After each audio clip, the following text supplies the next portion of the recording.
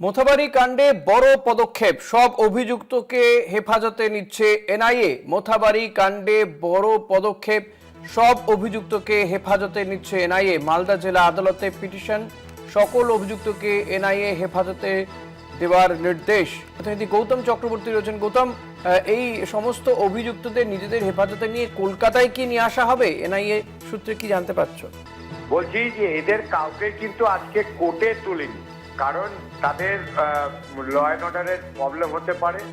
সেই জন্য গতকাল এদেরকে যে জেলে নিয়ে চলে যাওয়া হচ্ছিল সংশোধনাগারে, বলছিলেন যে তারা সংশোধনাগার থেকেই তাদের নিজেদের হেফাজতে নিয়ে নেবে যে অভিযুক্তদের, কিন্তু কোর্টের কিছু কাগজপত্রের প্রক্রিয়া চালাতে হয়।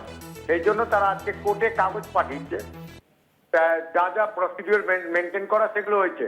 কিন্তু কলকাতা বা সম্ভবত মানে অধিকাংশ ক্ষেত্রেই যেটা হতে পারে যে কলকাতাতে নিয়ে যাবে, কিন্তু আমাদের কাছে আরেকটাও অন্য জায়গা থেকে খবর আসছে যে এদেরকে দিল্লিও নিয়ে যেতে পারে কাউকে কাউকে, যে এই 50 জনের মধ্যে 50 জনকেই যে কলকাতায় রাখবে এমনটা নয়। কারণ দিল্লিতে এনআইএর যে থানা রয়েছে, সেই থানাটাও কিন্তু এদের ব্যাপারে, যেহেতু প্রথম দিন 1 তারিখ যে গন্ডগোলটা হচ্ছিল, তখন কিন্তু দিল্লি থেকেই এই মুভমেন্টটার উপরে নজরদারি চালাচ্ছিল এনআইএর কর্তারা। আমার সঙ্গে একজন অফিসারের কথাও হয়েছে, তারা বলছিলেন যে এই নজরদারি আমাদের চলছিল। ফলে এখন এদেরকে নিয়ে জেরা করার পর প্রাথমিক একটা জেরা করবে, এখনো পর্যন্ত কাউকে জেরা করে।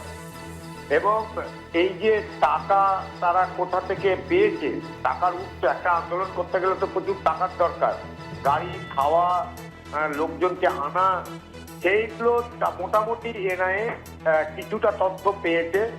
আর ইনকাম ট্যাক্স দপ্তর থেকে তারা কাগজপত্র জোগাড় করেছে। যাদের যাদের নাম উঠে এসছে, তাদের কিন্তু অনেককেই ঋষিকেশ এখনো পর্যন্ত ধরেনি।